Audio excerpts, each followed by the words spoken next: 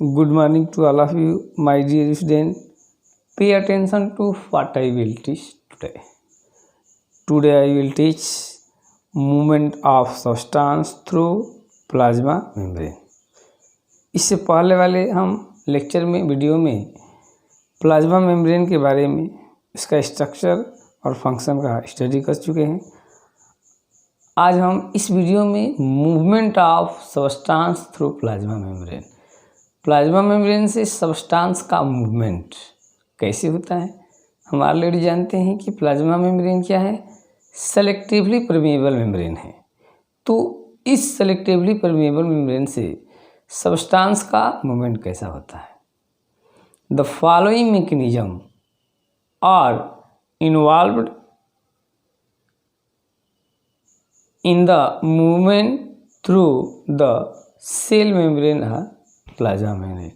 Cell membrane या plasma membrane से following mechanism occur होती है। कौन कौन भाई? Passive transport first, second active transport, third bulk transport. तो कौन कौन प्रोसेस होती है मैकेनिज्म? तो कह रहे कि following mechanism are involve in the movement through the cell membrane. Cell membrane से, क्योंकि सेल मेम्ब्रेन हम जानते हैं सेलेक्टिवली परमेएबल मेम्ब्रेन है, कुछ सेलेक्टेड मटेरियल ही इससे आउट या इन होते हैं। सेलेक्टेड मटेरियल तो होते हैं, तो किस प्रोसेस के थ्रू होते हैं, किस मैकेनिज्म के थ्रू होती है, कैसे होते हैं, उसी के बारे में हम जो है कि सब्सटेंस का मूवमेंट सेल के अंदर और सेल के बाहर किस तरह से होता है। तो ये मैकेनिज्म में पहला क्या है? Passive transport. पैसिव ट्रांसपोर्ट के द्वारा प्लाज्मा मेम्ब्रेन से सब्सटेंस सेल के अंदर और सेल के बाहर एंट्री करते हैं। एक्टिव ट्रांसपोर्ट दूसरा मैकेनिज्म, इस मैकेनिज्म के द्वारा भी सब्सटेंस सेल के अंदर तथा बाहर मूवमेंट करते हैं। बल्क ट्रांसपोर्ट, इसके द्वारा बल्क मटेरियल उसमें जो है क्या होता है, ट्रांसपोर्ट होता है। तो फर्स्ट हमारा है आपका पैसिव ट्रांसपोर्ट। क्या है हमारा? Passive transport. पैसिव ट्रांसपोर्ट पर हम लोग ध्यान देते हैं क्या होता है भाई। तो passive transport is that transport in which the movement of substance from one part of cell to another without the involvement of energy। Passive transport में कह रहा है कि द मूवमेंट ऑफ सब्सटेंस, सब्सटेंसों का मूवमेंट एक जगह से दूसरी जगह जब सब्सटेंस मूव करते हैं, one part of the cell to another without the involvement of energy. इसमें एनर्जी इन्वॉल्व नहीं होती है, खर्च नहीं होती है। गौर कीजिए, कह रहा है कि पैसिव ट्रांसपोर्ट में जब भी सब्सटेंस वन पार्ट सेल की एक पार्ट से दूसरे पार्ट में यदि मूव करता है तो इसमें एनर्जी की रिक्वायरमेंट नहीं होती, एनर्जी नहीं लगती है। पैसिव ट्रांसपोर्ट में क्या होता है कि जब भी सब्सटेंस पदार्थ सेल में एक जगह से दूसरी जगह यदि मूव करते हैं, ट्रांसपोर्ट होते हैं, तो उसमें किसी प्रकार की एनर्जी की खर्च नहीं होती है, एनर्जी नहीं लगती है। तो ऐसे ट्रांसपोर्ट को एक्टिव ट्रांसपोर्ट, पैसिव ट्रांसपोर्ट बोलते हैं। Passive transport usually occurs down the concentration gradient.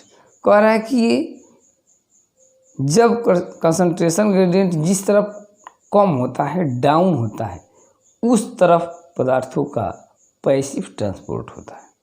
कब होता है?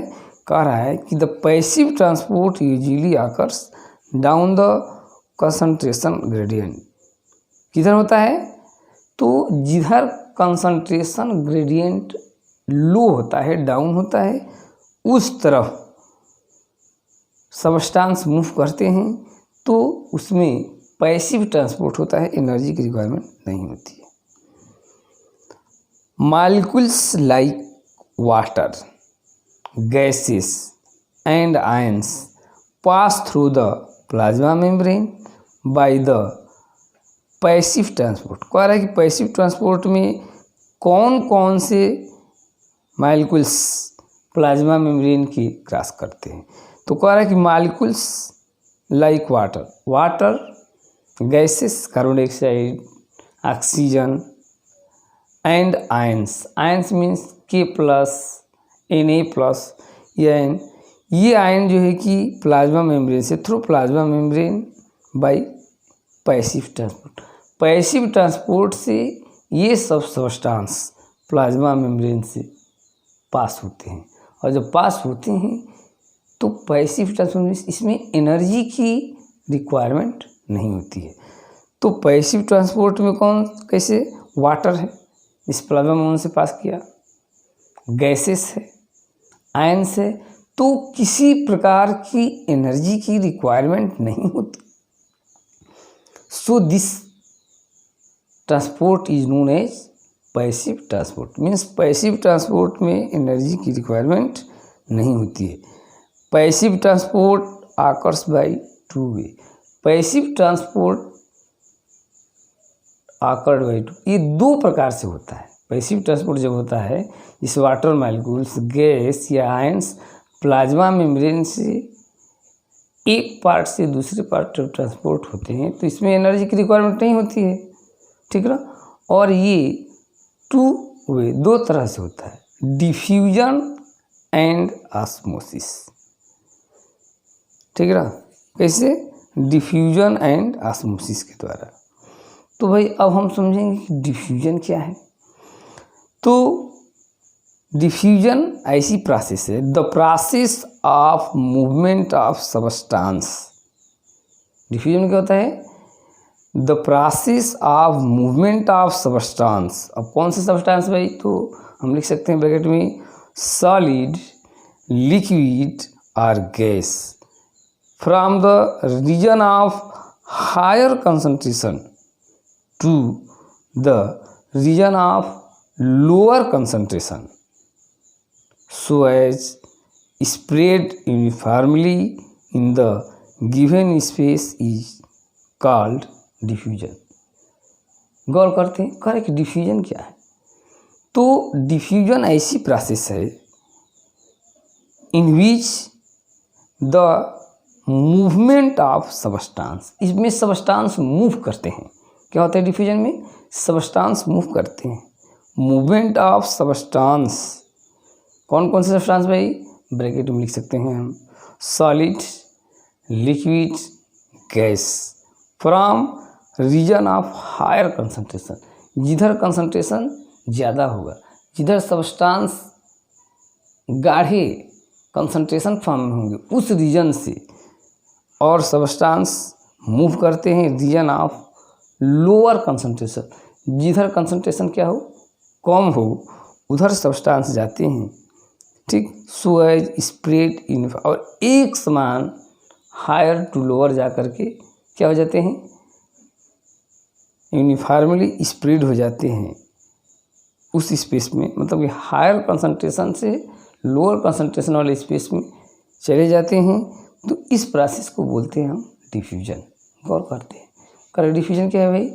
तो डिफ्यूजन क्या है, तो कह रहा है कि the process of movement of substance, सबस्टांसों का मूवमेंट, एक जगह से दूसरी जगह उसको जाना, बट किधर से किधर भाई, तो जिधर सबस्टांस का कंसंट्रेशन हाई रहेगा, अधिक रहेगा, मालिक्यूल्स के नंबर ज़्यादा रहेंगे, उधर से वो दूसरे तरफ में जिधर की सबस्टांस के मालिक्यूल्स के नंबर कम हो, लो कंसंट्रेशन हो, उस तरफ जो है क्यों क्या करते हैं, मूव करते हैं। तो इस तरह के उधर जा हायर कंसंट्रेशन से जा कर के लोअर कंसंट्रेशन की क्या होते हैं, फैल जाते हैं एक समान, और दोनों तरफ का कंसंट्रेशन समान हो जाता है। तो this process is known as diffusion. तो ऐसे प्रोसेस को हम क्या कहते हैं, डिफ्यूजन कहते हैं, ठीक है ना। इसके बाद diffusion of gases in the cell, जैसे सेल में गैसें डिफ्यूज होती है। अब एक तरफ गैसों का कंसंट्रेशन हाई रहेगा और जिधर जो है कि गैसों का कंसंट्रेशन लो रहेगा, ठीक है ना। तो उस साइड में जो है कि ये गैस के मालिक्यूल्स जो है कि मूव करते हुए और दूसरे साइड में क्या होते हैं, चले जाते हैं। जैसे हम लोग एग्जाम्पल में देख सकते हैं, दिया हुआ है आपका ये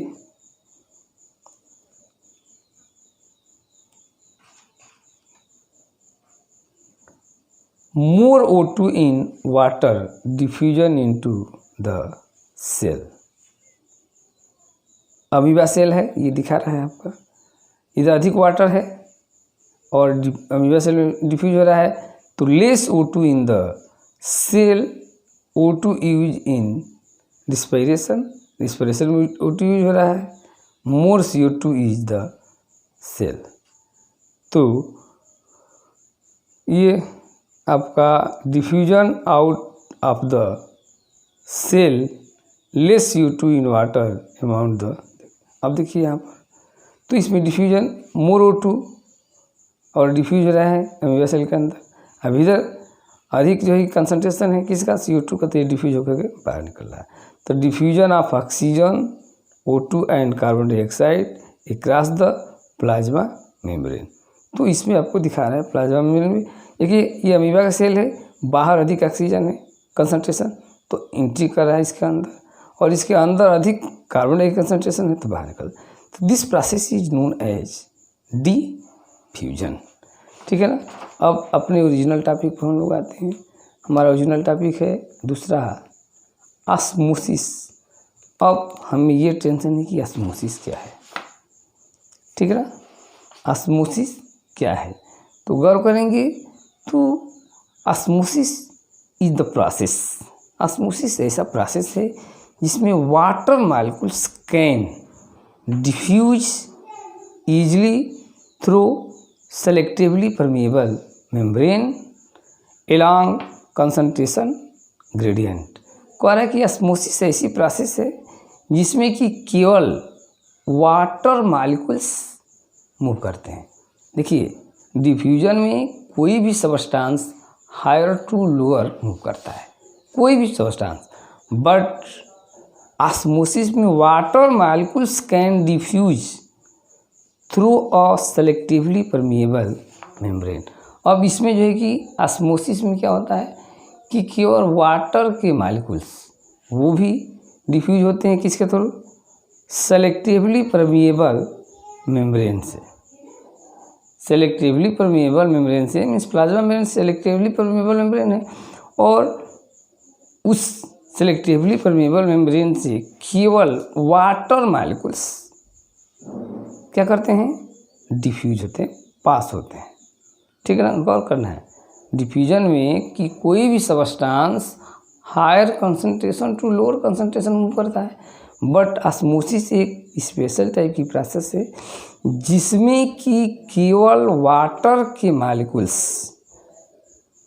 पास होते हैं, वो भी किसी भी चीज़ से नहीं, प्लाज्मा मेम्ब्रेन से केवल water molecules one side to other side यदि मूव करते हैं तो this process is known as osmosis. Osmosis क्या है, तो केवल वाटर मॉलिक्यूल्स का मूवमेंट है, और किधर किसके थ्रू, तो selectively permeable membrane means plasma membrane की टाइप की कोई मेम्ब्रेन होगी, उससे केवल water molecules one place to other place यदि मूव करते हैं तो that process is known as osmosis. Water molecules can easily diffuse through selectively permeable membrane along the concentration gradient के थ्रू। वाटर आल्सो फ्लो और लॉ ऑफ डिफ्यूजन, वाटर भी diffusion के law को ही फॉलो करता है, but the process occur faster in gaseous phase than liquid. लेकिन यह प्रोसेस ऑस्मोसिस गैस में लिक्विड के कंपैरिजन में तेज़ी से होता है। जो ऑस्मोसिस होता है वो गैस में तेज़ी से होता है, लिक्विड में, एंड सॉलिड फेज, और सबसे कम सॉलिड में होता है। तो process occur faster in gaseous phase than liquid. तो gas, the process faster occurs in gaseous phase than liquid.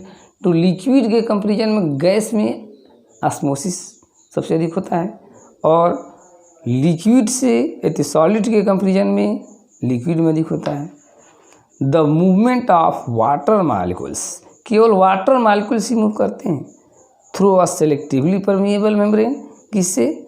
Plasma membrane क्या होती है? सेलेक्टिवली परमिएबल, मीन्स उससे कुछ सेलेक्टेड मटेरियल ही पास होते हैं। Membrane, selectively permeable membrane is called osmosis. The movement of water molecules across the cell membrane is also depend upon the amount of solute dissolved in water। अब water में solute कितना dissolve है, इसके base पर जो है कि the movement of water molecules move करते हैं। Cell membrane is depend upon the amount of solute dissolve in water. Water में कितना सॉलिड डिजॉल्व है, सपोज करते हैं कि 2 वाटर है, एक कंटेनर में कम सॉल्यूट है, आज सेमी परमेबल मेम्ब्रेन लगा दिए और दूसरे तरफ जो है कि अधिक लगा दिए, तो वाटर के मालिक्यूल्स जिधर सॉल्यूशन डाइल्यूट होगा, उधर से जिधर सॉल्यूशन कंसंट्रेटेड होगा, गाढ़ा होगा, उधर केवल water molecules, only water molecules cross करते हैं, ठीक है ना। और जैसे यहाँ पर हम देख सकते हैं, एक जो है कि दिया हुआ है आपका ये डायग्राम, गौर करते हैं इसमें, ये है आपका लगाया गया है सेमी परमेबल मेम्ब्रेन है, यहाँ पर शुगर सॉल्यूशन है और इधर वाटर है। तो केवल water molecules at higher concentration, इधर वाटर कंसंट्रेशन दिखे और इधर शुगर सॉल्यूशन। तो इधर से वाटर मालिक्यूल्स जो आपको रेड कलर के दिखा रहे हैं, इधर से वाटर मालिक्यूल्स डिफ्यूज होकर के और इस साइड में आ रहे हैं, ठीक है ना। तो ये हो रहा है ऑस्मोसिस, ठीक। तो इसको स्टडी करना है हमें, क्या है भाई, तो एक्टिव ट्रांसपोर्ट में, पैसिव ट्रांसपोर्ट में, जिसमें कि जब substance one place to other place move नहीं करते हैं, तो ऐसे जो है कि ट्रांसपोर्ट को पैसिव ट्रांसपोर्ट करते हैं, एनर्जी इसमें नहीं लगती है। इसमें वाटर मालिक्यूल्स सेलेक्टिवली परमेबल से पास होंगे, गैस मालिक्यूल्स, आयंस, और ये 2 तरीके से होता है, डिफ्यूजन और ऑस्मोसिस। तो डिफ्यूजन में क्या होता है बता दिए हैं कि जो डिफ्यूजन प्रोसेस है, इसमें बताएं आप लोगों को कि डिफ्यूजन में क्या होता है, मतलब कि हायर कंसंट्रेशन से सब्सटेंस लोअर कंसंट्रेशन क्या होते हैं, स्प्रेड आउट होते हैं। कब तक? जब तक कि दोनों तरफ का कंसंट्रेशन इक्वल ना हो जाए। तो डिफ्यूजन में ये होता है कि हायर कंसंट्रेशन से मालिक्यूल्स किधर जाते हैं, लोअर कंसंट्रेशन की तरफ। जबकि ऑस्मोसिस में क्या होता है, इसमें केवल वाटर मालिक्यूल्स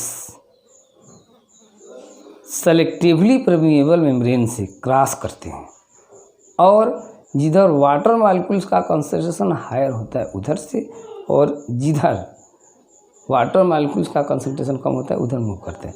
मतलब कि 2 यदि हम ले लेते हैं, 2 वाटर, एक तरफ ज़्यादा जो है कि शुगर डिजॉल्व कर दीजिए और एक तरफ कम शुगर डिजॉल्व कीजिए, उसमें सेमी परमेबल मेम्ब्रेन लगा दीजिए, तो वाटर मालिक्यूल्स जिधर शुगर कम है, मतलब कि सॉल्यूशन क्या है, डाइल्यूट है, पतला है, तो उधर से water molecules semi permeable membrane को क्रॉस करेंगे और जिधर गाढ़ा सॉल्यूशन है उधर जाएंगे। कौन जाएगा? केवल वाटर मालिक्यूल्स जाते हैं। तो ऐसी प्रोसेस को हम बोलते हैं ऑस्मोसिस, ठीक है ना। The passage of water from a region of higher water concentration to a region of lower water concentration through selectively permeable membrane is known as osmosis. तो हम उसको क्या बोलते हैं? ऑस्मोसिस बोलते हैं। तो ये हो गया आपका पैसिव ट्रांसपोर्ट की कितने तरह से होता है, 2 तरह से, तो डिफ्यूजन एंड ऑस्मोसिस। ठीक है ना। तो अब हम ये पैसिव ट्रांसपोर्ट के बारे में और ये कि ऑस्मोसिस के बारे में स्टडी कर लिए। अब एक्टिव ट्रांसपोर्ट के बारे में, ठीक है ना, और बल्क ट्रांसपोर्ट के बारे में नेक्स्ट वीडियो में स्टडी करेंगे। तब तक के लिए थैंक्स।